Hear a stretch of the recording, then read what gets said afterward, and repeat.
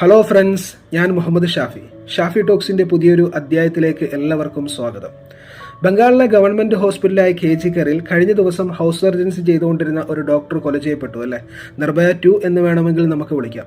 അതുമായിട്ട് ബന്ധപ്പെട്ട് ബംഗാളിലും അവിടെയുള്ള ആ ഒരു ഹോസ്പിറ്റലിലൊക്കെ കനത്ത പ്രതിഷേധം ആളിക്കത്തിച്ചുകൊണ്ടിരിക്കുകയാണെന്ന് വേണമെങ്കിൽ നമുക്ക് പറയാം. കാരണം അവിടെയുള്ള മമതാ ബാനർജിയുടെ സർക്കാരാണ്. അതിന് ഓപ്പോസിറ്റ് നിൽക്കുന്നത് സംഘപരിവാർ ശക്തികളാണ്.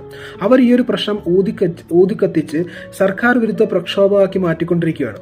കാരണം എന്ന് വെച്ച് കഴിഞ്ഞാൽ നാഷണൽ മീഡിയ അടക്കമുള്ള ചാനലുകളൊക്കെ ഈ ഒരു കാര്യം മാത്രം ബ്രേക്കിംഗ് ന്യൂസ് ആയിട്ട് കൊടുത്തുകൊണ്ടിരിക്കുകയാണ്.